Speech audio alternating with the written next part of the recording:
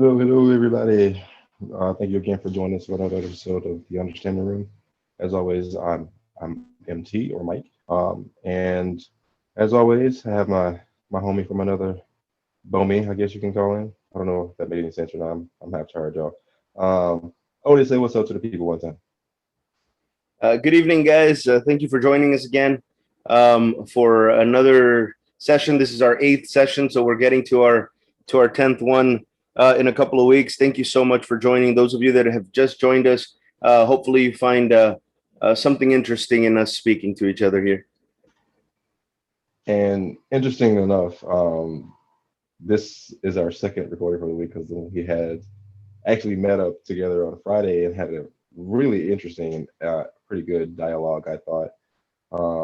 But we had some editing and audio trouble, so we decided to redo it because we just want to make sure that everything is clean cut and something organized, so everyone can understand what's going on, so that way we can try to produce the best product, I guess you can say. But without further ado, Odie, how's it going over there, man? How's life? It's going well, man. Actually, right now I decided to bring my Diet Coke support Coke for standing up against evil laws. I wanted to make sure that we supported them and gave them a shout out for standing with us. How All about you? right. How you doing over there in Austin today? Oh man, Austin, we're still here. It's a little warm today, but other than that, it's Austin. Life's good, everything's good. Also, like Odie said, just give a shout out to a couple of the companies that are taking a stance against voter suppression in the state of Georgia. Coke being one of them, Delta Airlines being another. Um, it's good to know that there are people who are in higher places who can speak for those who are actually customers of theirs, who see that things are going unfairly and are standing up and saying, "Hey, we're not supporting this." So it's good to have someone to stand with us on this fight as well. Um, Odie, you got any knowledge for us this week? Any history for us? Well, I know that we were wanting to start with a little bit of history, and today the main history that I wanted to talk about was the Equal Credit Opportunity Act.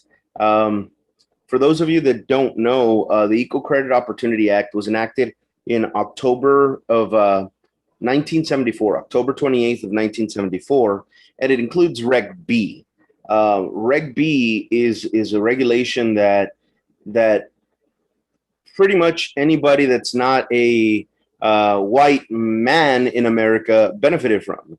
Regulation B states that a bank cannot discriminate against um, somebody, when it comes to extending credit just based off of their race, color, sex, ethnicity, any of those things. That pretty much, if you have the credit, then they should be able to extend it to you. Now, for those of you that don't know what the word credit means, we throw it around all the time, but I don't actually think I ever took a class in school that explained what credit was to us. Credit literally translates to your trustworthiness in paying back a debt. As long as you have good credit, that's all that should matter to a bank when it comes to Regulation B. Now, with that said, though, did Reg B put us all in the same playing field?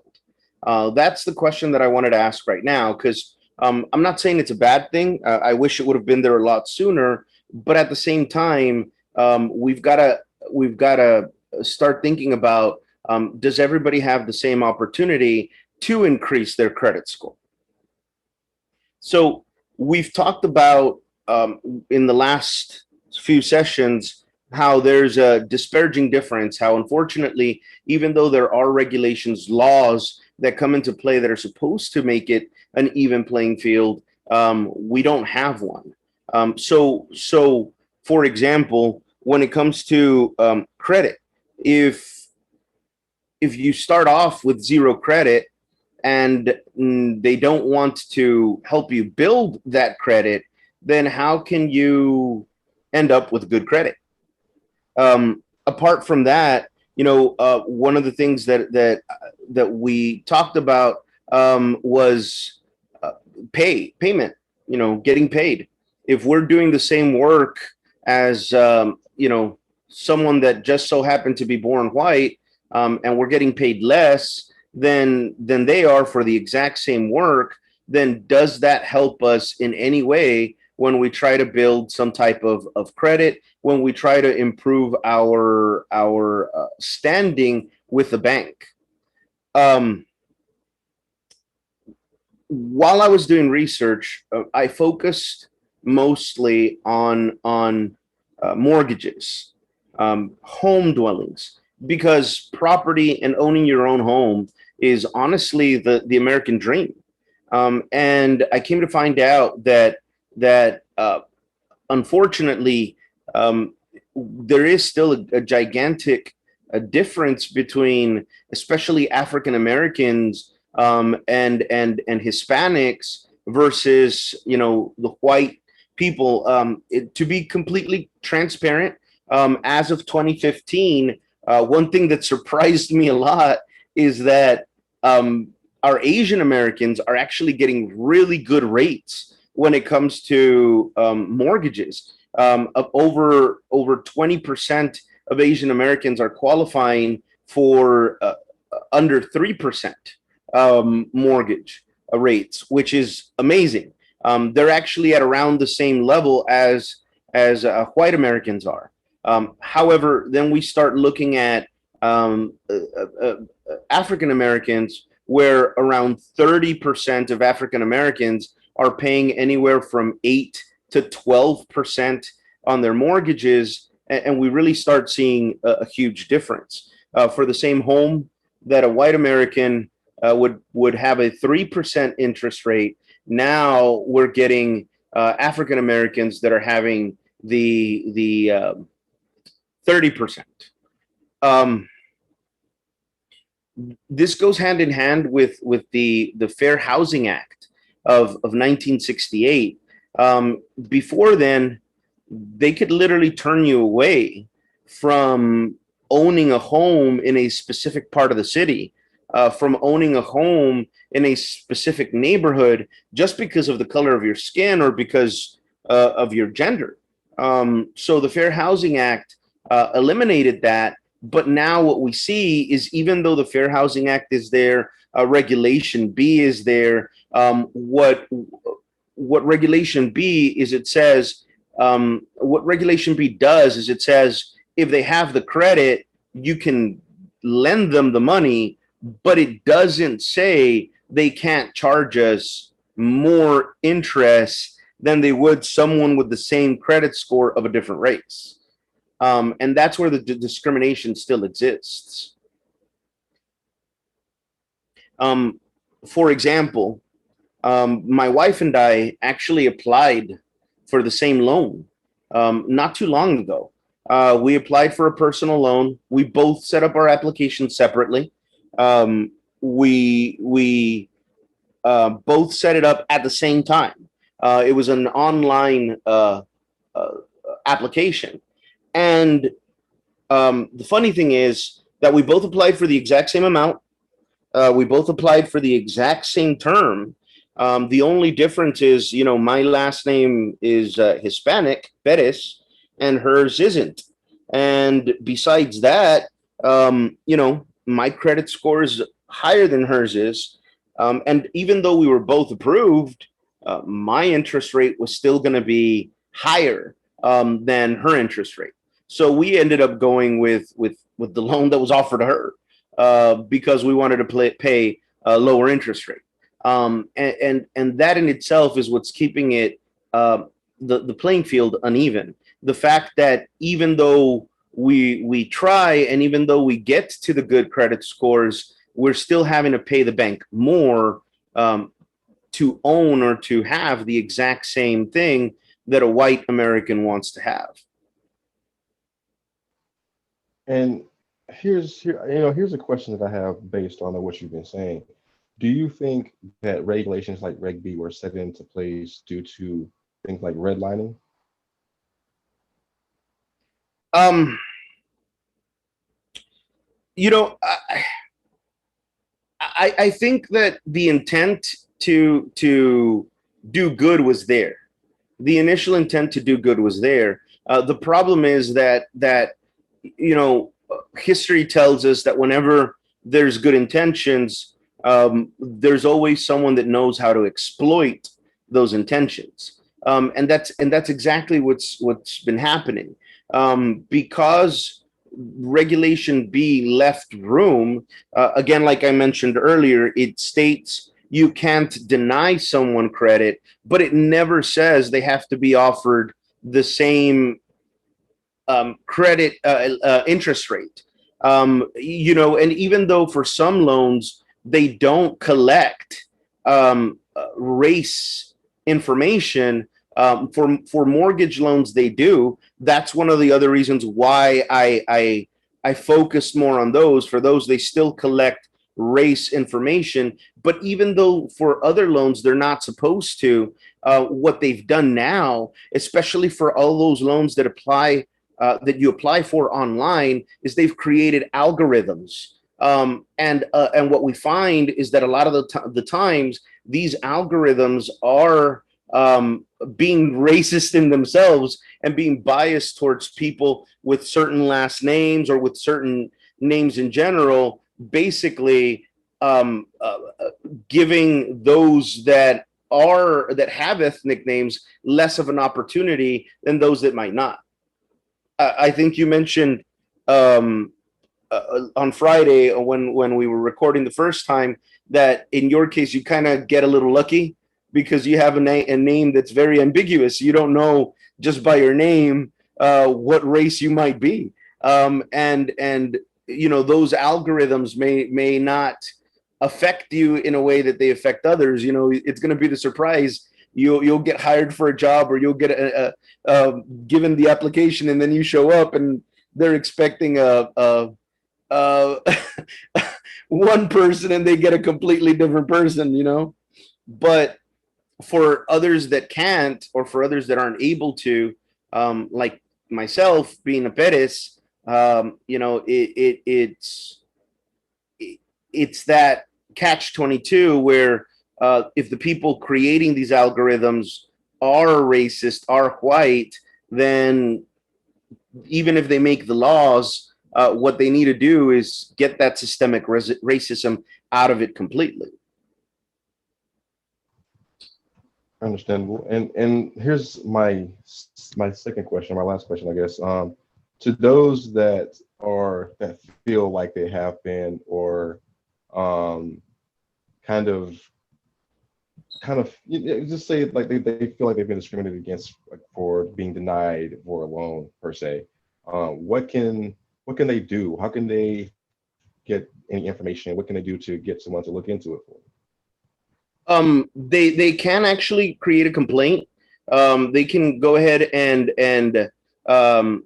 get in contact with the Consumer Financial Protection Bureau, the CFPB, and they can create a complaint. If you feel that your bank or that the bank that you applied for a loan for is discriminating against you because of your color and race. The beautiful thing about it is not only is the bank subject to getting fined, but on top of the bank being subject to get fined, if you're able to prove that they discriminated against you, you're able to sue them for up to 10% of their entire worth. That to me is awesome because, depending on which bank it is, it could be a good incentive for them to stop their predatory practices. We also have the UDAP, unfair, deceptive, abusive acts and practices, and I wish more people were familiar with UDAP. Part of what UDAP says is when a bank is trying to sell you a product, whether it be a loan, whether it be a credit card, a line of credit, they need to be able to speak to you at your level. With in words that could be easily understood by the person. And what I like about that is, again, if you feel that your bank isn't explaining it to you properly, if you feel that because you are who you are, whether it be because of your gender or because of your race, they're condescending to you or they're not giving you the information in full. Same thing, go to the CFPB, make sure that those complaints are heard. One of the things that I keep saying, that Mike and I keep saying, is don't let your voice be silent. But yes, there are things that can be done. There is someone that we can reach out to in those situations and make the bank accountable for their predatory actions towards people of color or towards people of that are less fortunate. We were talking about also the next point that I wanted to talk about. Right now that we are talking about the differences and how, unfortunately, minorities have less of a chance, is we were talking about education in America. Earlier, I think it was in session 2, I spoke about my mother passing away when I was really young. And when my mother passed away, I had to give up my dream of becoming a doctor. That was my biggest dream. I hadn't dreamt of being anything other than a doctor since I was 4 years old. I wanted to be a pediatrician, and I worked my rear end off when I was in middle school, when I was in high school, took my college courses, took my AP exams, and earned a scholarship. But even with a full paid scholarship, I still needed money for room and board, still needed money for food, transportation, and when my mother passed away, there was no one else that would help me with that. I think I mentioned it week 2. What I try to do is I try to get assistance from the government. And at that point, it was me and my little sister. My little sister was 14, 15 at the time. And the recommendation that was given to me by the social worker was, tell your sister to drop out of school and get pregnant, and then you guys will get assistance from the government. And when that happened, I became very interested in the difference in education between people of color and white people. Why is it that someone that has the scores, that someone that has the grades, that someone that has the potential can't achieve it, and yet someone, because their parent can afford to bribe the school with millions of dollars, has the degree? One of the studies that I found was in Chicago. The University of Chicago did a really good study where they got children that were about to go into the first grade. They got over 3,000 students that were about to go into the first grade, and they were from all over Chicago. They were from some rich neighborhoods, they were from poor neighborhoods, and they gave them a test.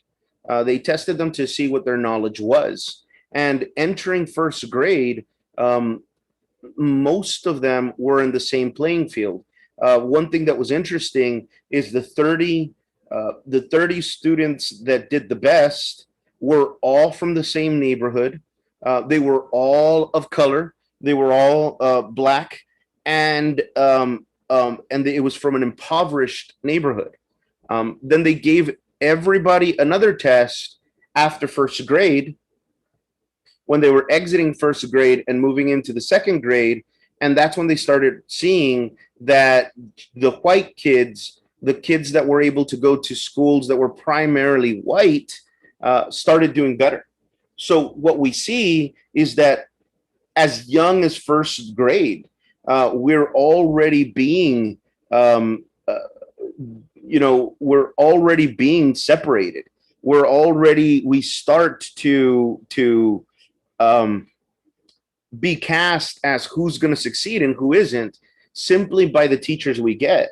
While I was doing this study, I found that in impoverished schools, the school has an average of 3,000 to 5,000 students. In schools that are primarily white, the average school has 300 to 500 students. So impoverished schools have 10 times the number of students, and the only difference is they're usually minorities.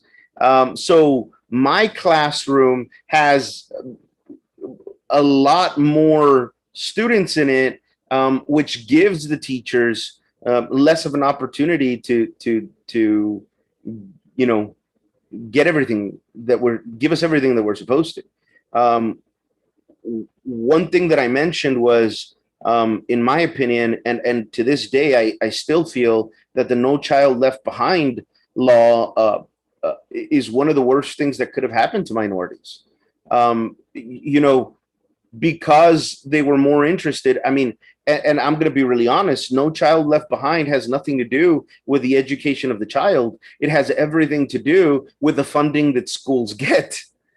The more kids they have in school, the more funding they get.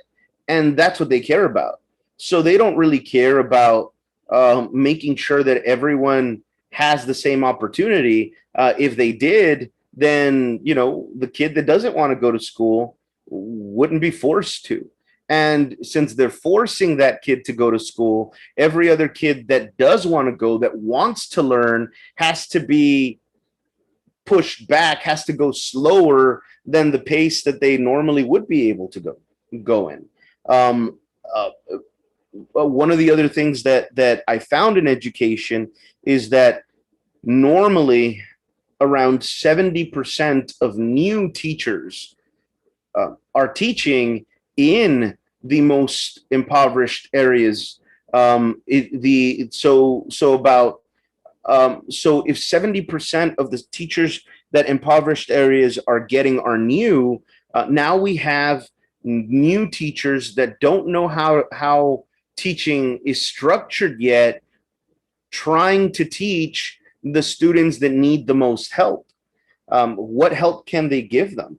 And then the one of the worst statistics that I found is that um, about 30% of the teachers, only about 30% of the teachers are actually teaching what they learned in school in impoverished areas. So for those of you that don't understand what that means that your sons, your daughters are being taught math by someone that didn't major in math, are being taught history by someone that didn't major in history, are being taught English by someone that didn't major in English.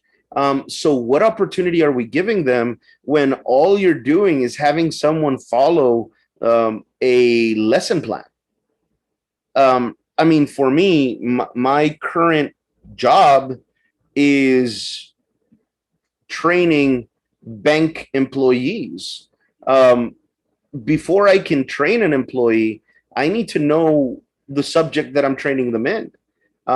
So, you know, I can't, going back to the regulations, I can't learn I can't train a regulation unless I know what the regulation says.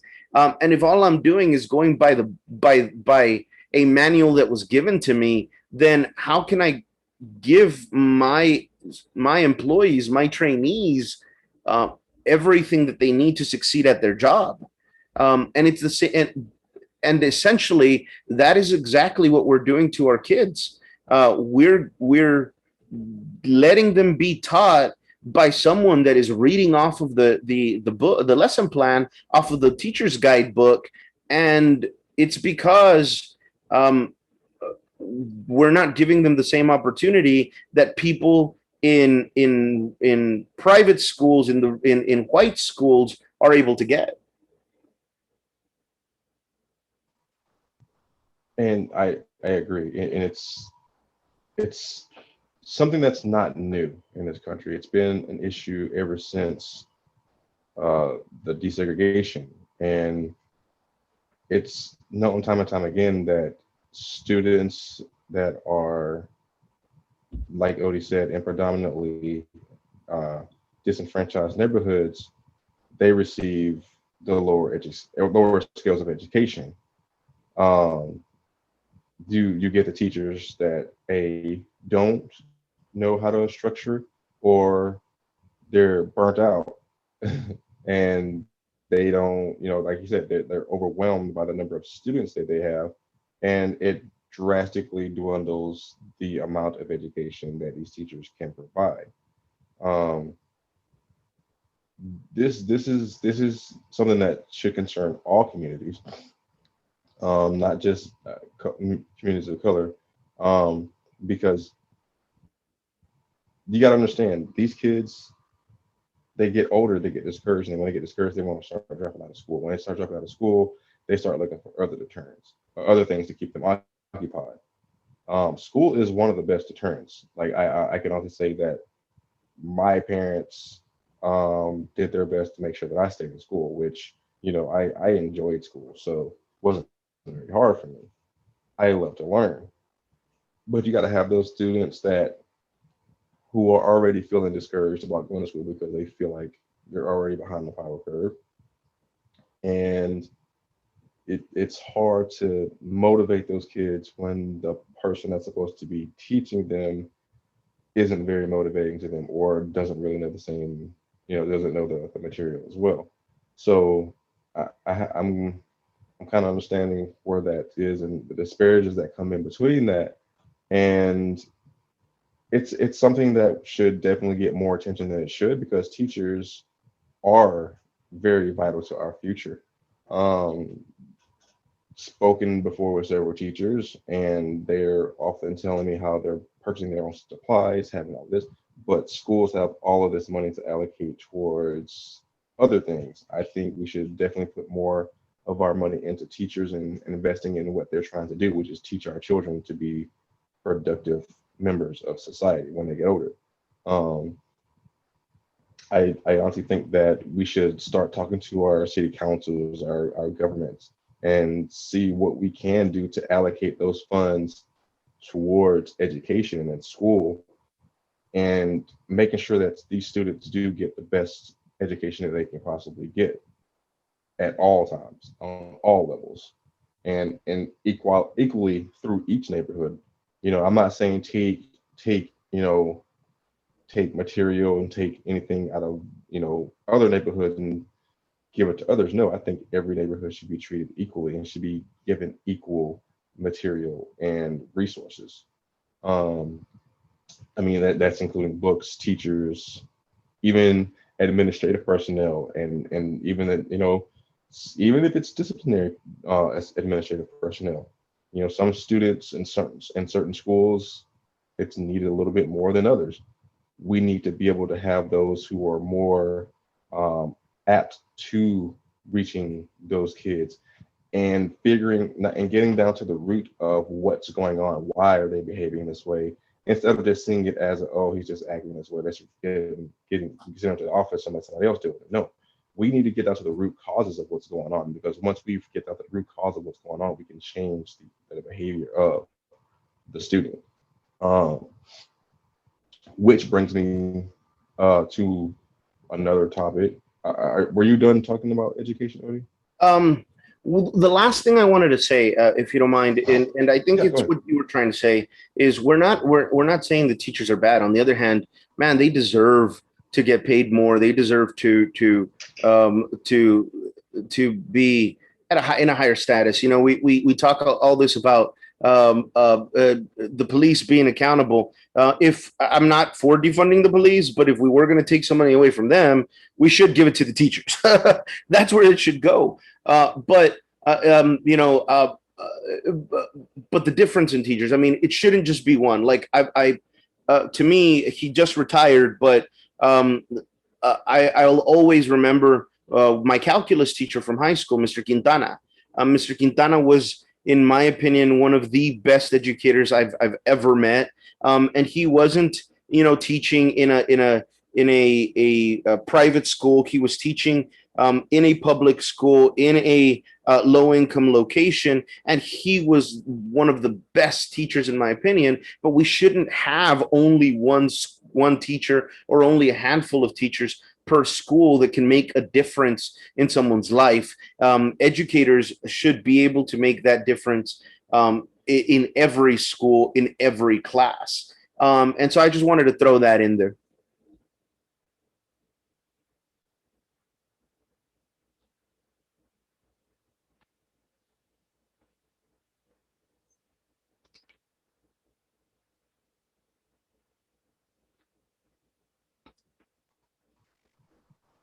Awesome. So yeah, so we're talking about disparities in different neighborhoods and things like that, and how we can try to allocate little things. And Odie brought up a very good point. Um, if we're gonna take money from one location to another, this is how we should do it. And again, I think me and Odie both agree that defunding the police is not something that's going to help. Taking away their their their resources isn't going to help. Um, I definitely think that reform and restructuring will help. It will solve a lot of issues, and also having having new blocks in place for accountability. Um, we are very aware of what's happened this past week. Um, Derek Chauvin was found guilty on all three charges in the murder of George Floyd.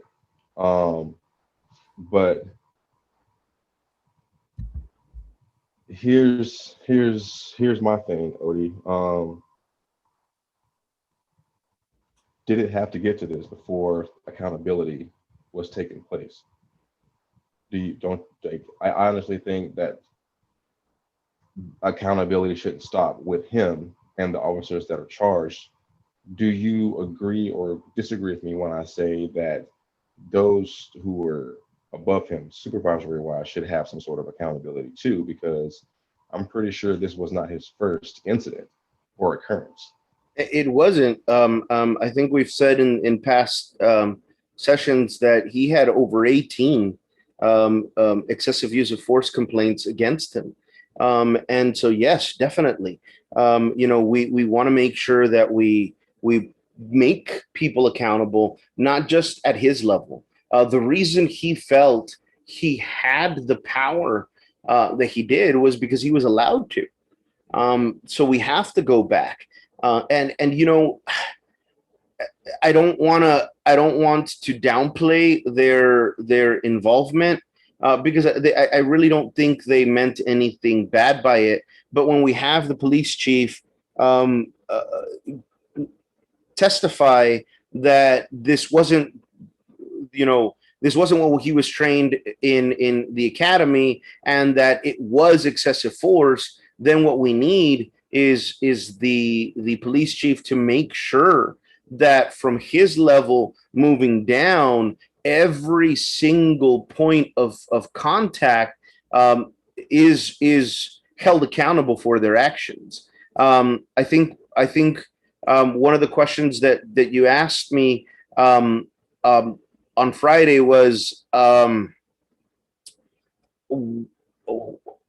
what had to be done, or did I believe that there was any salvation for the city of Minneapolis police? And after George Floyd, we had Dante Wright right there in Minneapolis, and the analogy that I gave.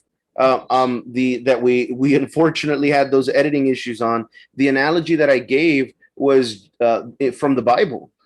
In the Bible, for those of you that are Christians, and even if you're not, because America is mainly Christian, hopefully you've heard this before. But the Bible talks about Jesus and the fig tree. And when Jesus is confronted with this fig tree that isn't bearing fruit, he doesn't bless the fig tree. He doesn't touch the fig tree and say, I fix you by, you now bear fruit. He cursed that tree from its roots. and said if there's any tree that's not bearing fruit, then it needs to be taken out from the roots up. And that's exactly what we need to see happen, not just in Minneapolis, but in police departments all over the country. We need to go down to its essence, to the root of the cause, and fix it from the root.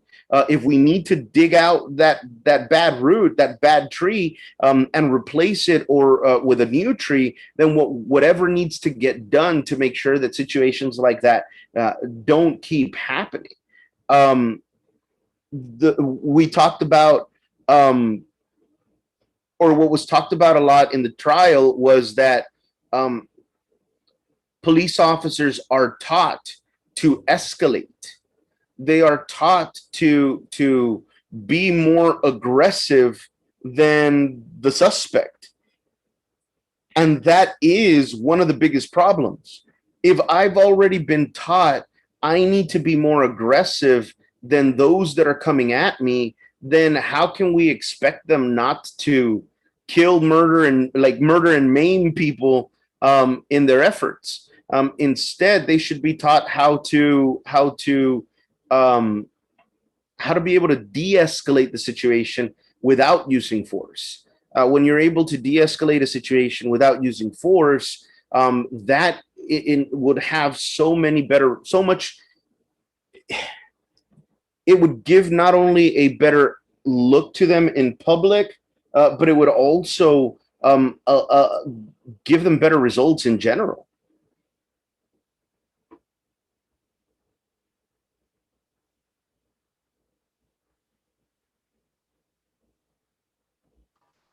I agree. And going back to what you said about digging it from the root and taking them out, you know, because like you said, policing is a systematic profession. It's been put in place to indoctrinate certain things from post slavery, and some of those indoctrinations haven't changed. It they like I said before, you can pretty bow on something that's already destroyed, but doesn't make it any better. You can't leave a pile of shit in the toilet, go in there, spray some air freshener, and then be like, all right, you fixed it. No, you have to get rid of the shit. You have to start clean, have a clean slate, and start there and try to work things better for everyone.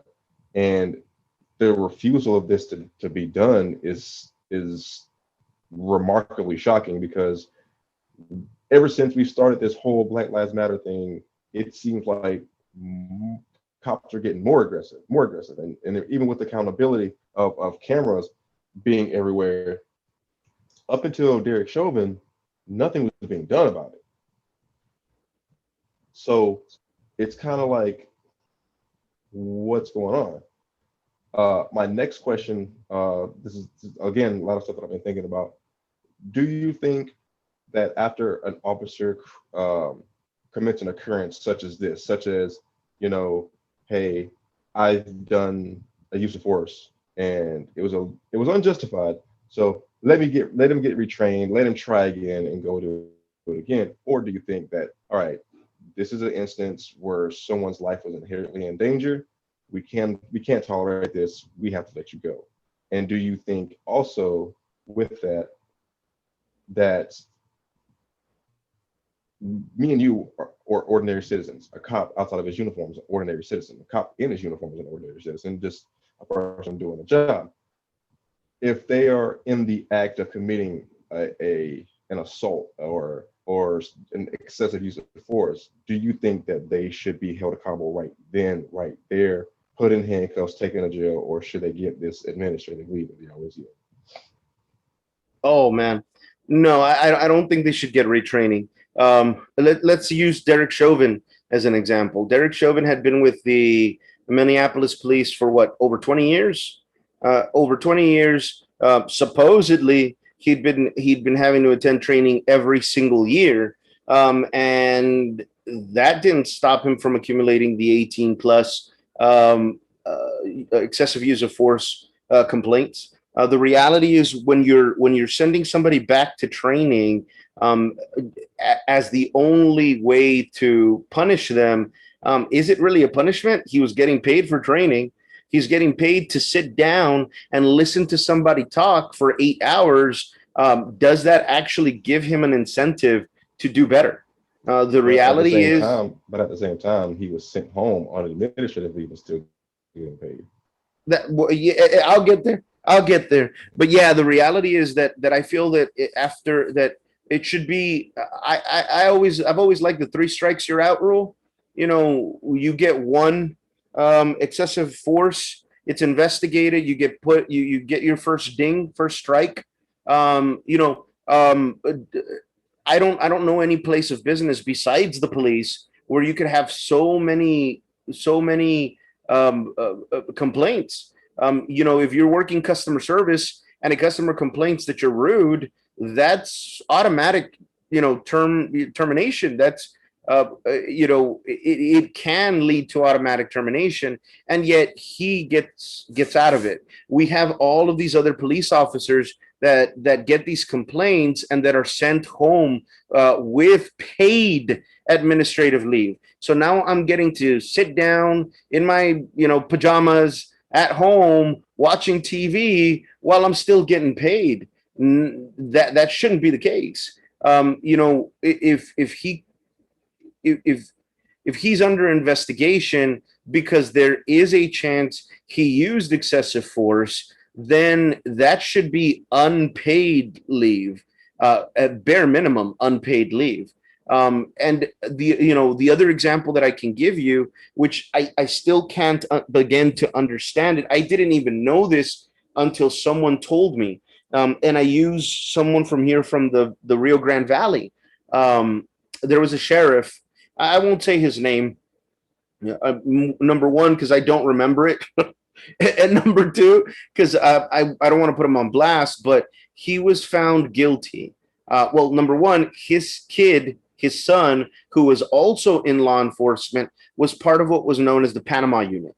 This was a group of law enforcement officers that were caught stealing drugs from you know from drug dealers and selling them themselves, amongst a lot of other crimes, and he got put in jail. Then his father, the sheriff, got caught taking money from drug dealers for his campaign and was put in jail too. But he was allowed to keep his pension. He spent 5 years in jail, and through the jail sentence, his wife was still collecting his pension checks. He gets out and he still keeps his pension checks, and that makes absolutely no sense to me.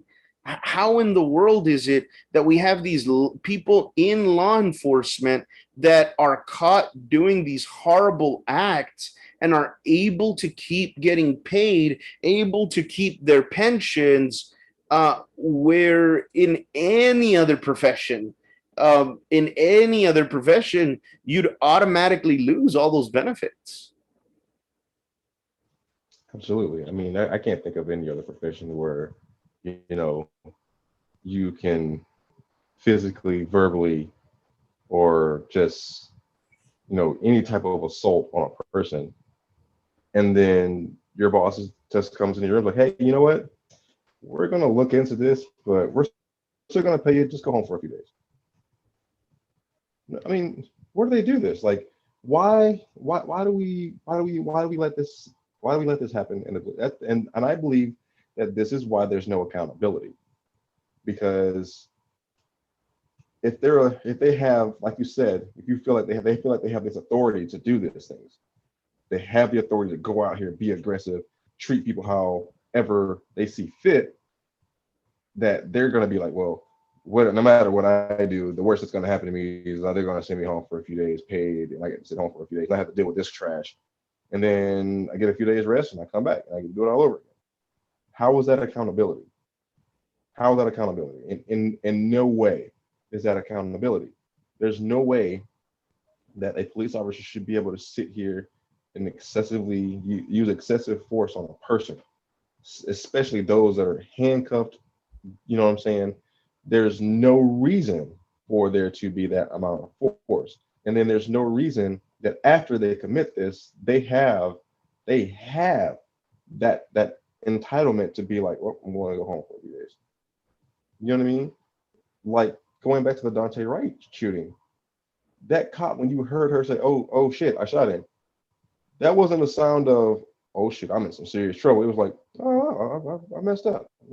I shot him. You know what I mean? That's not accountability. And again, I'm going to continue to use this word because that is exactly what is needed. Accountability. Well, And go I'm ahead. sorry to interrupt you, but even again, going back to Chauvin, yeah, even with him, especially with him, where he's had all of these complaints and he's given the ability to train others.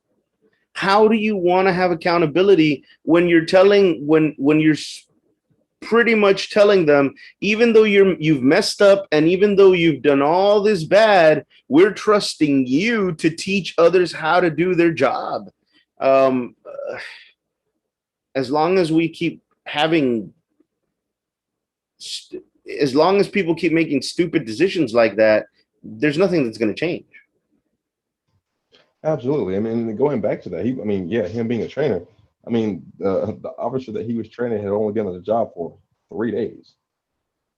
For 3 days when they killed George Floyd, and he was one of the two officers that asked, "Don't you think we should turn him over? Should we move him?" And Chauvin tells him no. And here's something too that I know a lot of people are going to disagree with me about. The thing that everyone was talking about during the trial, and it doesn't even exist. It's not even a real medical like thing. Excited delirium. When a man is unconscious on the ground and he has no pulse, you are sitting here still telling me that I'm worried about this person jumping up and fighting me. You mean the unconscious, pulseless person that you've been on top of for 10 minutes that's handcuffed, saying that, hey, can you please let me sit up? I can't breathe. That's the person that you're worried about. I'm that I can't stand behind that. I can't find any wiggle room to have any reasoning for that.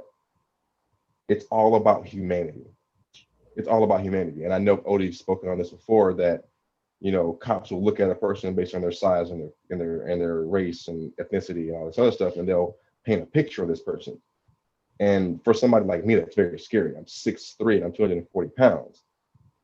That's basically, to me, I'm like a really big moving target for a cop that they can use whatever force they need to because I'm a big dude. That doesn't mean that I'm not a human. I know how to listen to commands, and I have questions. I will ask them.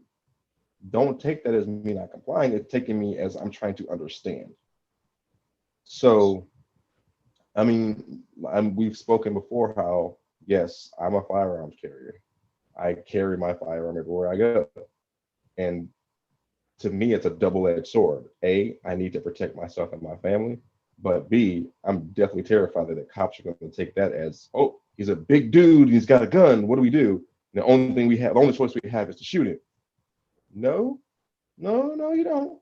You can try using your words, which, by the way, 90% of a cop's job is communication. How can you enforce a law without communication? You cannot enforce anything without communication. So use your words, learn how to speak to people. I understand that some situations are inherently dangerous. That's when you should be aggressive. But when you're at a traffic stop and you're telling me that I need to get out of my car because I'm asking you questions, like Sandra Bland, who was just going about her day and was frustrated, not attacking you, didn't verbally attack you, didn't any type of way of attacking you, just felt like you just were entitled to just tell her to get out of her car because she refused to put out her cigarette in her car after you pulled her over. I understand you could have easily been like, ma'am, smoke kind of bothers me, could you, blow it another way or anything like that. And even if she refused, Oh, well, it's her car, her cigarette. Do your job, get out of there. The sooner you give her her ticket and tell her to have a good day, the less time you're exposed to the smoke. I mean, you have to be dignified. You have to be a human in any way, shape, or form, any type of way. You have to be a human first to do that line of work.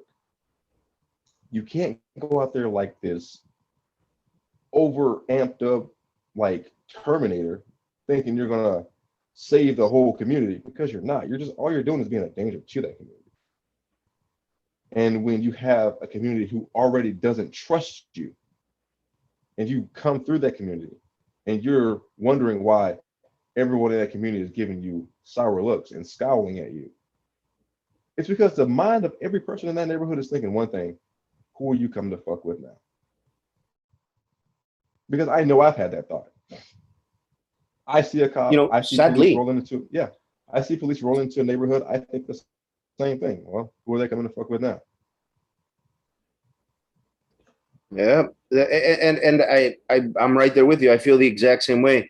I think I've said this before, but when I first got married, my wife thought I was being paranoid. My wife had never felt that before. I'd come out of a street, and a police officer would be right behind me, and automatically, instead of feeling safe, automatically you tense up because you're like, oh man, they're gonna try to find any little way to mess with me. I think I've said before, you try to turn as quickly as you can to whatever street just to find out, just to know, are they really following me? And that's not how a citizen should feel. Now, and we're not saying, again, I think every week we say this, we're not saying every police officer is like that, but um, sadly, when they're taught that the way a certain suspect looks or dresses automatically should give them a different tactic, then what chance do we have? It's not my fault that I was born to look like a cholo. It's not Mike's fault that he was born to be 6'3" and black. Um, that's who we are, and we shouldn't be profiled as criminals or as potential risks simply because we look the way we look. One of the things that has irritated me every single time I get pulled over. Every single time I get pulled over, the first thing a police officer asks is, "What gang are you affiliated with?" I have never been affiliated with any gang, and I have never even considered being in a gang. But one time, when the first time that I was pulled over with my wife in the truck, they asked me seven times, "What gang are you affiliated with?" None. "What gang are you affiliated with?" None. By the seventh time, I was starting to get frustrated. I was starting to get irate. And if I raise my voice and if I start yelling, that gives them the right to punch me in the face, to shoot me, to oops, I thought I was tasing him and I accidentally shot him, when they're the ones that are being, again, not using their communication skills. If I've already said I'm not affiliated with a gang, then why do I have to keep being asked that? Absolutely. And it goes to show that that's just he's talking about law enforcement, but it's not just police that are like this. If anybody's ever traveled through Texas and gone through a checkpoint, it's the same thing. They will do the same things. Like this past weekend, I was coming home and I went through a checkpoint and I had my my lockbox in the front seat because my daughter was in the back seat and I had stuff everywhere in the trunk. I usually keep it in the trunk. So my lockbox is in my front seat and I had my clothes on top of it. And I pull up through the checkpoint and I took the key out of it and it was in my pocket. And the guy was asking me like, "What's in the box?" That's none of your business. What's in my box? Did your dog detect anything for you to ask me me this question? No. Okay, so then you have the reason to know what's inside my box. I'm answering this question this way because one, I legally can. Two, if I say, oh yeah, I have a 40 caliber Smith and Wesson in there, that's going to turn into him and probably several others pulling up to my car with guns drawn with my daughter in the back seat. That's not a situation that I want to deal with. It's going to make me very angry. And like Odie said, I don't want that situation to turn from, oh, he's very angry, let's just, oops, I shot him, to, you know what I mean? Like it's very, very, I tread very lightly, especially in those situations. So I basically told him, I was like, you know what? I don't have to answer any of your questions. So unless there is a reason, or did your dog give you a reason for me to be detained, I'm going to keep going. And I was like, do I have any reason to stay here? He asked me if I was a U.S. citizen. I said I was. He asked me if my daughter was a U.S. citizen. I said she was. And he said, okay, I have nothing else. Have a good day. Because he knew that I knew what I was talking about. He knew that I knew my rights. And there are people that go through there who feel like these people have more power than they really do. And they feel like they have to answer their questions. But the only question I have to answer for you is if I'm a US citizen or not. Anything else is none of your damn business. And that's the answer that I usually give them. Where are you going? That's none of your business. You don't have to know where I'm going. Where I'm going is none of your business. As long as I'm not doing any of the three things that you're looking for, I'm not transporting drugs, I'm not using any drugs, or you don't see any drugs present, and I'm not transferring anybody that's not legal in this country, according to you, you have no reason to stop me. So that's why I say learn your constitutional laws. Learn when to use your constitutional laws. Because knowing when to talk and when not to talk is going to keep you out of a lot of trouble. And not just trouble that you may have to get, but trouble that they can initially put you in based off of what they feel. Um, and and be confident in yourself. Like, like I'm not afraid to go through that border at any point at all, because I know my rights, and I'm going to let them know this. I've had disagreements with them in the past. They've been able to do their job, but at the same time, I'm going to use my constitutional rights. I'm going to say my constitutional rights. I'm going to say what I have to say. As long as I do treat them with a little bit of attitude, but very respectfully. Sir, yes, sir, no, sir, but listen to me. What I'm saying, can we talk, have a conversation, things like that. But there are times where even these guys, the Border Patrol, are acting as if they are above the law.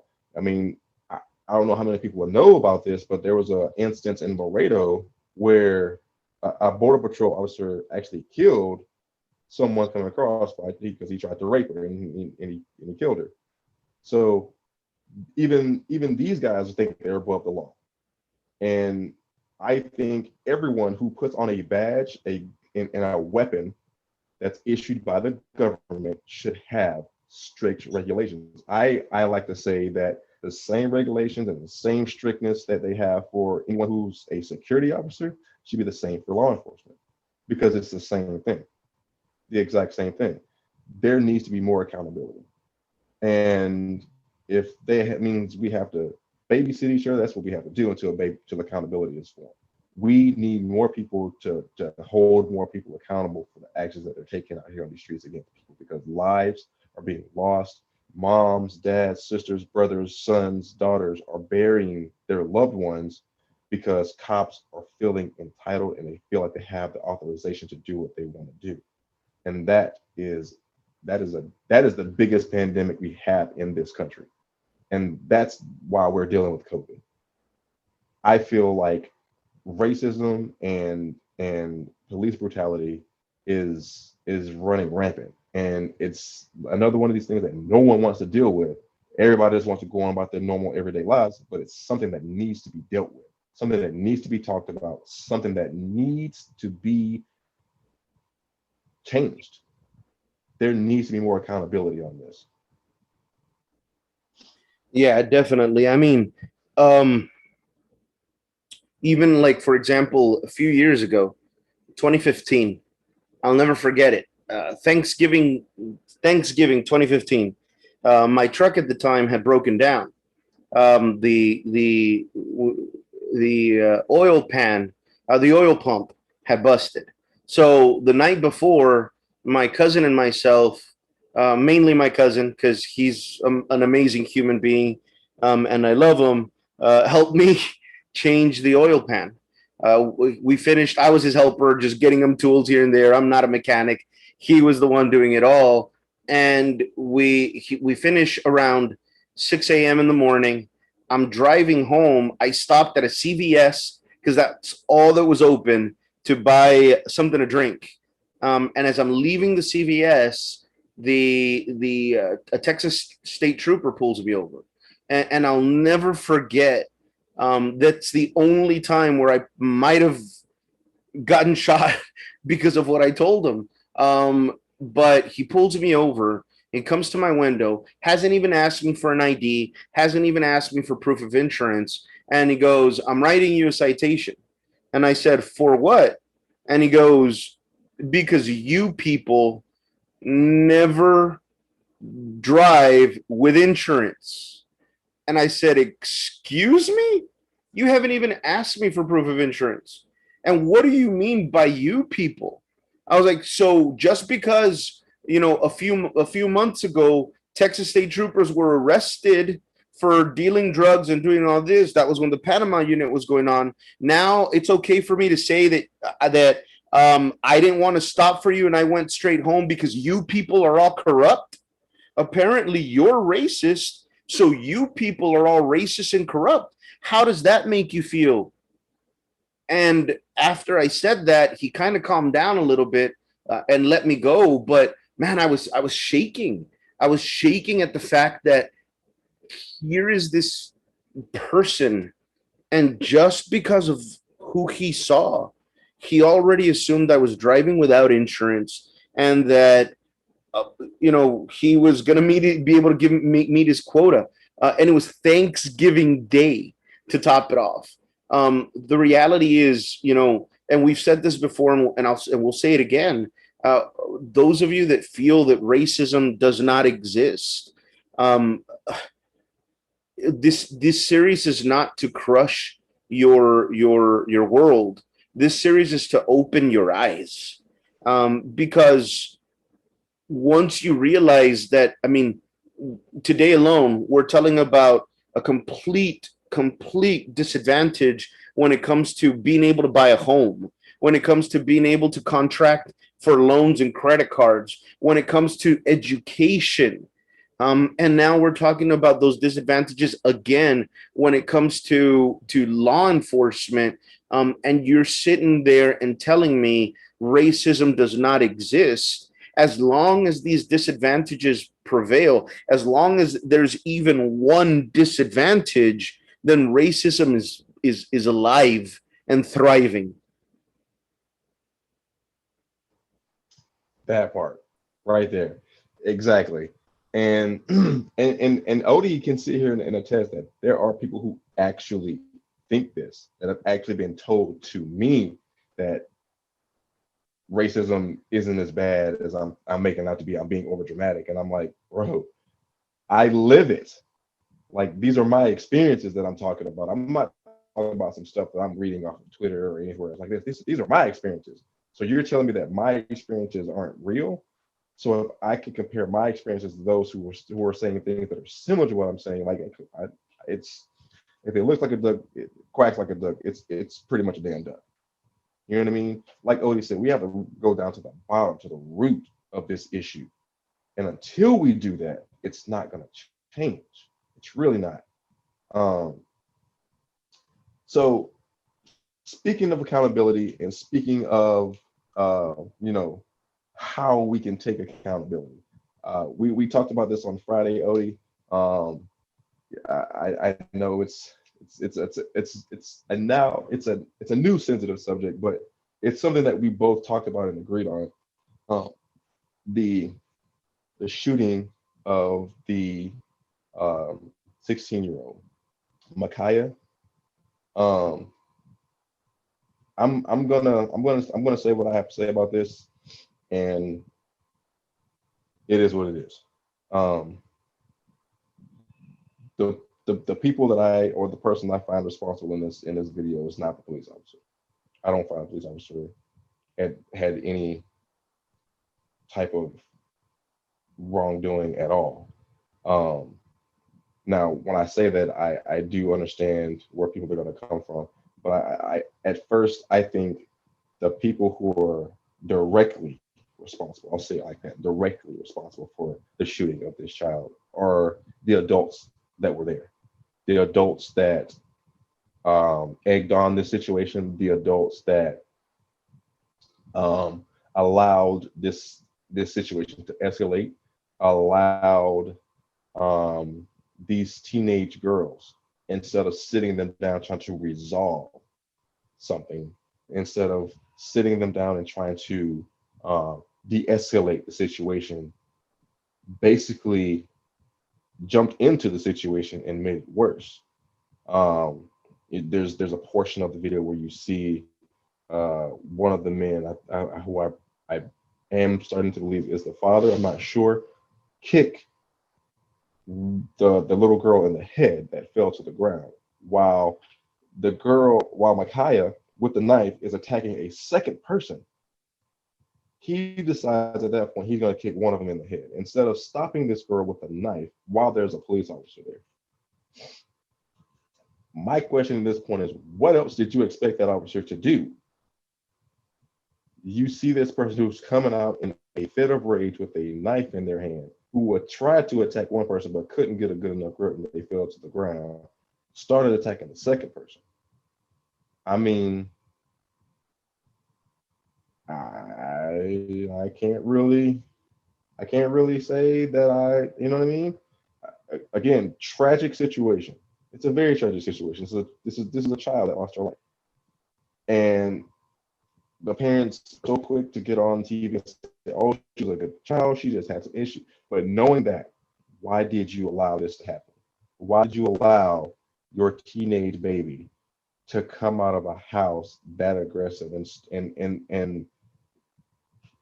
actually attempt to cause serious, great bodily harm or death to another child? That's not okay. Instead of focusing on this is what happened, let's get down to the bottom of why it happened. What caused this girl to get this angry to where she got so blindly angry that she attacked two people with a knife and tragically lost her life? Can we start with that? I understand that this is a child. She lost her life.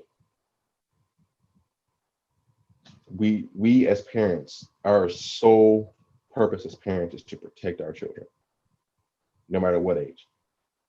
I'm telling you right now, I don't think there's an age where I won't come running for my children, because as a father, especially a Black father, I want to do whatever it takes for my child to continue to grow, and not only grow but to prosper as a person who can and will be a vital, productive citizen of this country. I want to show my children what it's like, or what their life can be, by knowing, having knowledge, and being someone who can be a not. I want my kids to be the best version of themselves. And I know you said on Friday, Odie, which I'm so grateful that we had that session, but we just had so much issues with it. You said that children are going to try to do better than the parents, and I want my kids to do better than me. I try to live a life and a model to where my kids can look and be like, all right, well, if he can do this, I know I can do this. And I try to encourage my kids to be better. And I tell them all the time, I was like, I went through what I went through in life, so you don't have to go through what I went through in life. I want your life to be better than mine. And what I want you to do is take this and multiply it so that way you can see what struggles I went through, so you can make sure that your kids don't have to go through it. And I don't want you to have to go through it either. And you said that the way you said it last week or on Friday, I kind of had to like tilt my head, because I was like, you know what? I learned the complete opposite, because I wanted to be everything that my parents were not. Now, I'm not saying that they didn't give me everything that I needed. I mean, I had food, I had clothes, I had a roof over my head. I was able to get to school, but my parents weren't very affectionate. I didn't have anyone to express myself to growing up. I didn't have anyone to say, "This is how I'm feeling." And I kind of took that as like, you know what? I'm grateful for everything that they've done for me. I will never, ever, ever not be grateful that they've done for me. But this is what I need as a child. So I'm going to give this to my children so that they can grow up and know what these things are like. And we can have these open conversations. My kids can come to me and have conversations. We can sit down and talk. And I got joked on Friday. I was like, in my house, we talk. Everybody talks. Even when we don't want to talk, I know there are days where I come in and I'm like, I don't feel like talking. And we talk it out. I don't have a choice. You know what I mean? Like, one, it makes you feel better, and two, it clears the air and everything. No misunderstandings if everyone speaks how they feel. And we talk to each other. We're very honest, but we're very respectful on what we say. And this is what I'm trying to get everybody to understand: is have the conversation. You don't have to have the conversation to be ugly with each other. You can have the conversation and still be respectful to each other, respect each other's feelings, respect what each other is saying. But the conversations need to be had. And I'm going to say that accountability begins at home. It begins with you yourself and the people that you're around every day being aware of what's going on, the good, the bad, the ugly, and to have the honesty with each other to have those conversations. And with that, I think we should be able to see some sort of change and transition in our daily lives if we just learn to start taking accountability for ourselves at home and for those around us at home. Yeah, agreed. I mean, for those of you that are wondering what Mr. Mike is talking about, I honestly don't remember. It's been a while since I studied it in psychology, but it's the rule of escalation. If you do good, if you're successful, then your children are going to try to imitate you and try to surpass you and be more successful than you. If you're a bad guy and you're in the organized crime, and your children are seeing that, then they're going to try to be bigger, badder than you are. The rule of escalation, and the reality is that yeah, definitely in that situation, I truly think that it was justified what happened. But I wanted to compare it because I know that a lot of people are going to give me flack for something that happened previously, and I want to compare why this is justified and that wasn't. If I'm not mistaken, I think it was 2020. I can't remember when in 2020, but Jacob Blake, man got shot in the back 6 times because he was going for 7 times. Oh, I thought it was six. Oh, 7 times. Um, Shot in the back. The police officer said he was going for a knife. He was the reason that this is justified. That isn't. Reason number one, she already had the knife in her hand. Most important thing, she had a weapon in her hand. He wasn't, she wasn't going for the weapon. She had it in her hand and was charging towards somebody. Jacob Blake was shot in the back while he was walking towards a supposed knife that was in the car. How are the cops going to see that there's a knife in the car? They didn't. So they didn't find out that the knife was there until after he was already shot in the back. That's the biggest difference. That's why that was excessive force and this is not. So just for those of you that again want to hold us accountable, I want to make sure that we make the distinction between the two cases. But apart from that, like Mr. Mike said, it starts at home. When I grew up, I said earlier, I never joined a gang. Well, number one, I've never really been someone that needs to to be um, in a group. I don't need to socialize with people, so it was never really something that interested me. But number two, I was more afraid of my mom than I was of any other person beating my rear end. I sure. I mean, my mom was the reason I didn't want to get in trouble because I knew that whatever whooping I got from her was gonna be worse than the whooping I got from someone else. And it wasn't to say that she was abusive. She was never abusive to me, but she was a good mother, and she was teaching me how to be a good human being, and was holding me to that. So in situations like this, it's tragic. Someone lost their life, and anytime that someone loses their life, it's a tragic situation. But we can't blame the police officers for this one, because the parents, when the mother comes out and says she was troubled, that means the parents already knew her issues. And if they already knew her issues, then they should have intervened so that it didn't get to this point. And them not intervening, them not giving her the help she needed, isn't the police's fault.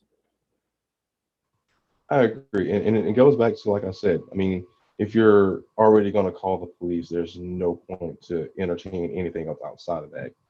Protect your child. She was inside, she was safe.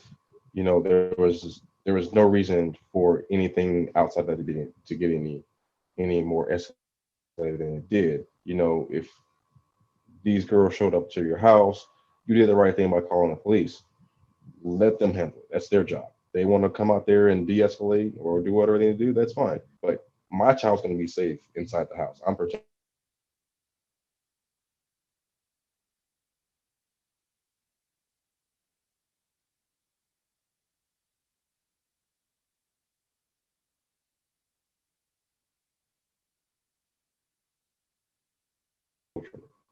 Um, not to be like, not to be their hype man, be like, oh yeah, yeah, yeah. I'm gonna go out here and my daughter's gonna do this, this, and this. No, not at all. It's gonna be no. You can get off my property, or you can deal with the police because my daughter's not coming out here doing none of this because my daughter has other things going on. My daughter, no, not my child. Um, like I said, I can't fault the police on this one, and I feel like everyone is always looking to blame someone in these situations, but in this situation, we need to take that finger that's pointing this way and turn it back around, and that way we have some accountability in this one in the form of the parents um, being held accountable for this one because there was no reason for any of that to happen.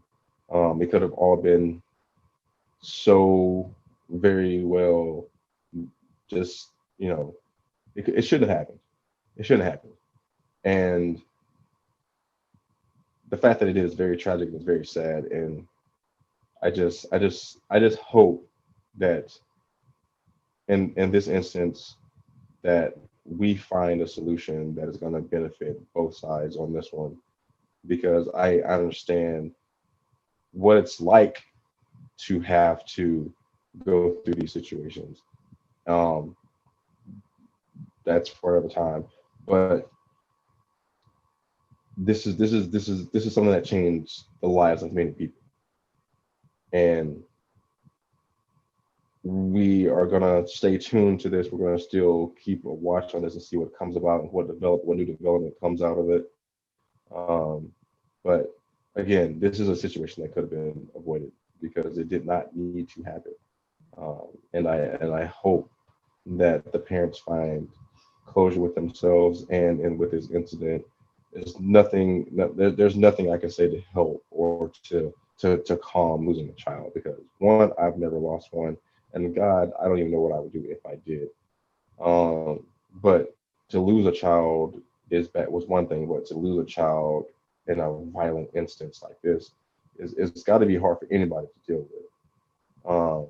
But I pray that everyone finds peace, everyone finds calm, and everyone finds a resolution for um, this situation, this instance. Which is bringing me to my last topic, mental health and its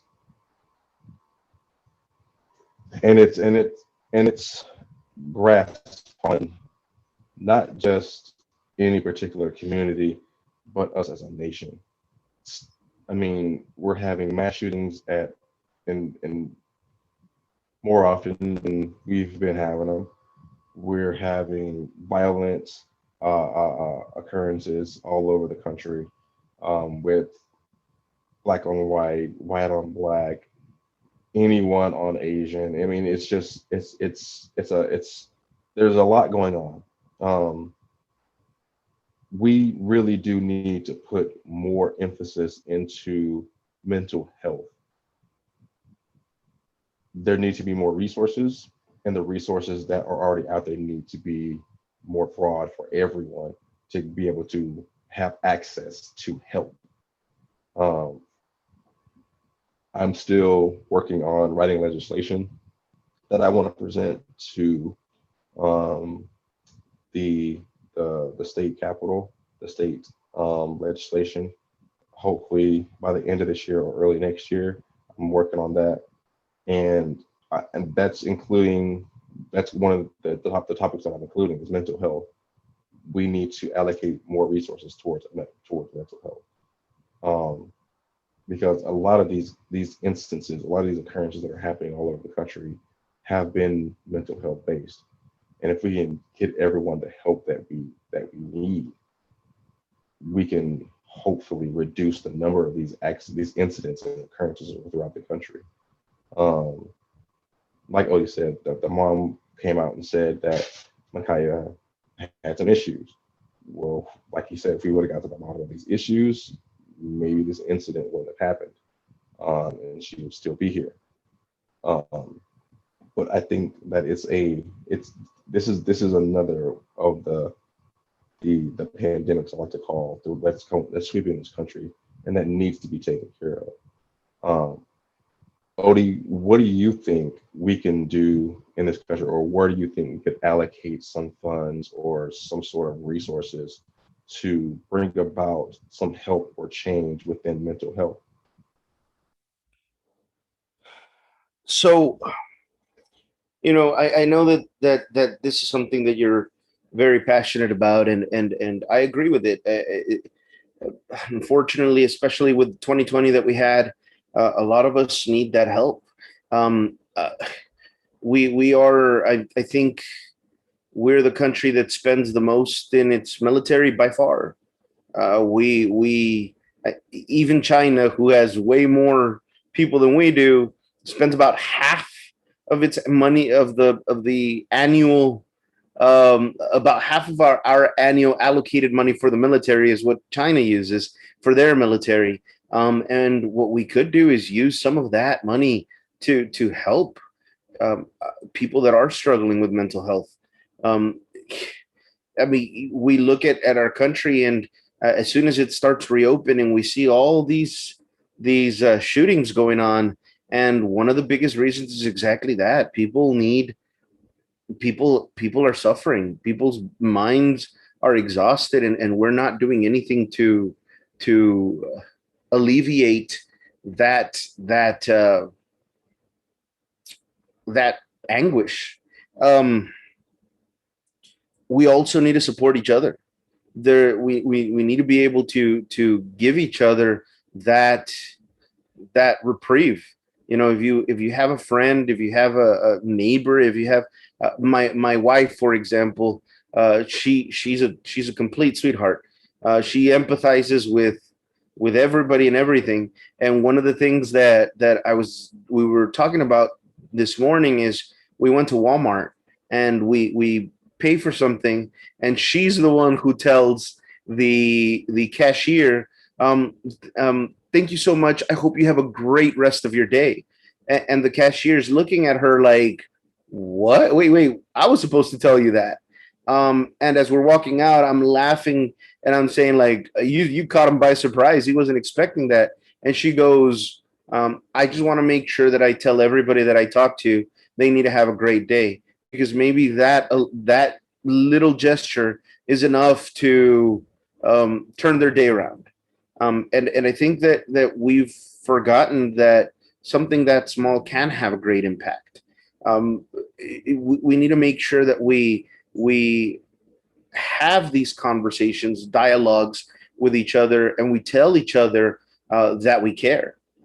Um, one of the things that I'll throw out there, and I think this is a tangent. It goes with mental health as well in a way, but it's a little bit of a tangent. Today, a great human being that I've known since I was a kid. I've always looked up to since I was a kid. His name is Gilbert Tagle. He used to be a reporter down here in the Rio Grande Valley. He retired from that. He's a man of the cloth. He's ordained in the United Methodist Church, and he posted something on Facebook that I loved, but I wanted to also add to. And what he posted was, if your church doesn't take a stand against racism, leave it. And what I added to him, I replied to him and I put, if we leave it, we're not doing anything to stop it. If your church doesn't stand against racism, use your voice against it. And you'd be surprised how much using your voice helps you with your mental health. When you keep everything bottled up, when you keep, and I'm not, and please, I'm not saying be aggressive. I'm not saying go get a gun and shoot people. That's not what I mean by releasing that. I mean, talk. Find somebody that you can talk to. Find someone that you can have a dialogue with. Find someone that you're able to express that emotion to. And even if you feel alone, realize that uh, even when no one, even when you feel that no one cares, there's always someone that is willing to listen, if you give them that opportunity.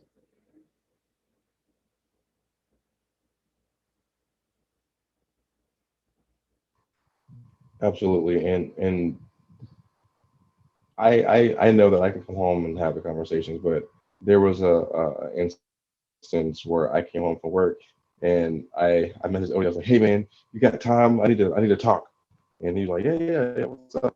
And so I sent a Zoom link and we just got on there and we talked about it, what, about an hour and a half, just me venting what was going on. And he sat there and he didn't say a whole lot. He just listened and let me vent. And that's what we need sometimes. We just need someone to just be an ear. We don't need someone to come with answers or solutions. We just need someone to just listen to us.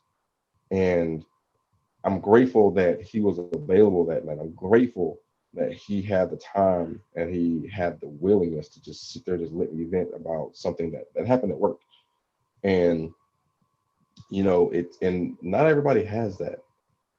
And when you have someone who really needs to get something off their chest, take the time to listen. It doesn't take much to listen. They're not asking you for your advice. I mean, if they ask you for your advice, they'll ask you for it. But sometimes they just want to listen. They just want somebody to listen. And if you give someone that listening ear, things can go a lot easier sometimes. You don't know. You might be the saving grace between that person de-escalating or that person becoming something more. So let's give each other that opportunity to express and say how we feel. Odie, you got anything else tonight? Um, no. I think we've covered. I think we've talked about what we've wanted to talk about. Just as always, guys. We want to hear from you. If you really need someone that you want to vent to, if you've had some situation that has happened to you, leave comments. Leave those comments on our videos. If you feel that there's a topic that you want to address, we will gladly address those. And we may not have that conversation with you side by side, but at least being able to give you our point of views in it, and share the different point of views that come across. That's something that would help. One thing that I know we talked about on Friday was, I said I'm willing to debate whoever it is. Some people think that I like to argue. It's not about arguing.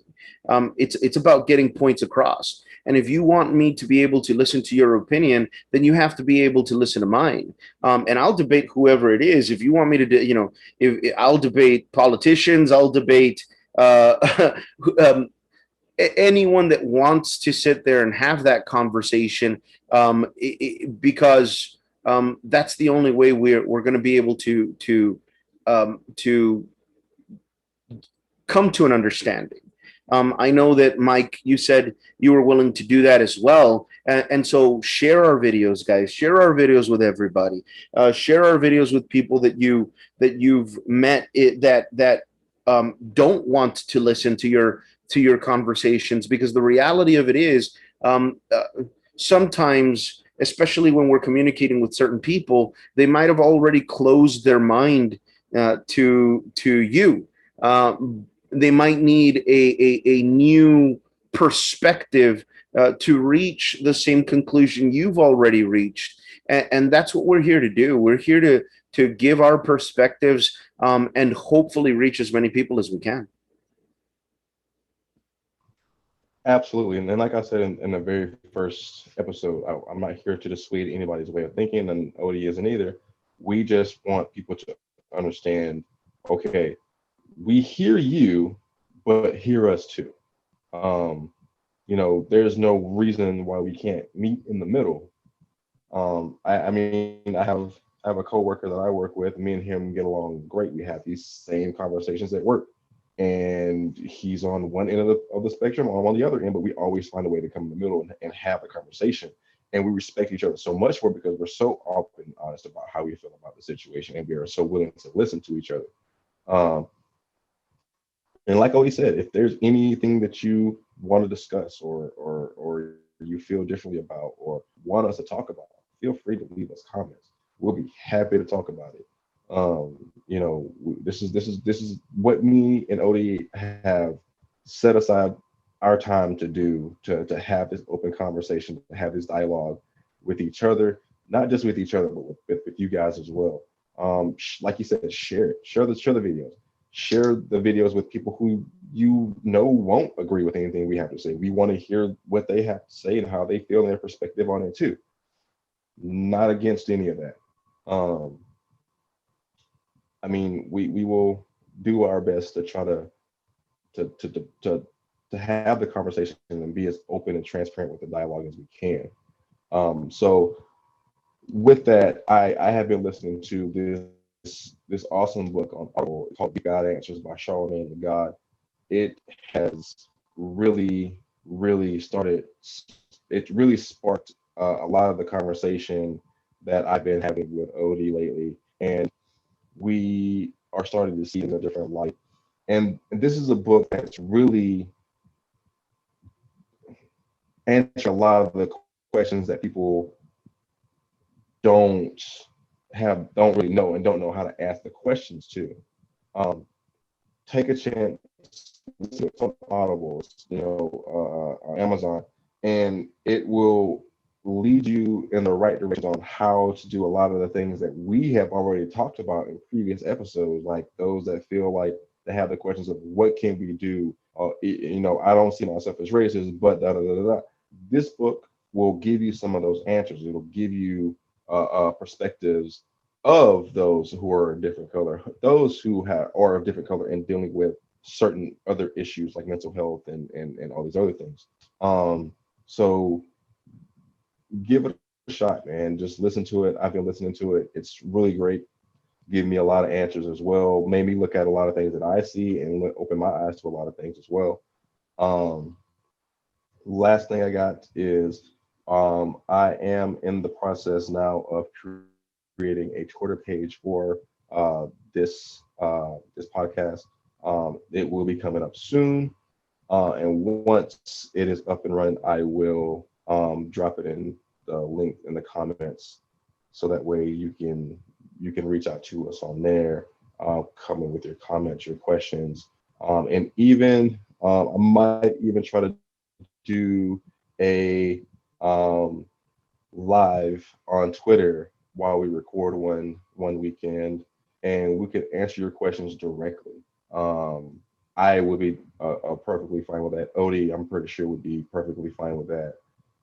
I just want to be able to have more interaction with those who are tuning in to us and watching and may have some interesting comments or concerns or just dialogue ideas that we can have while we have this.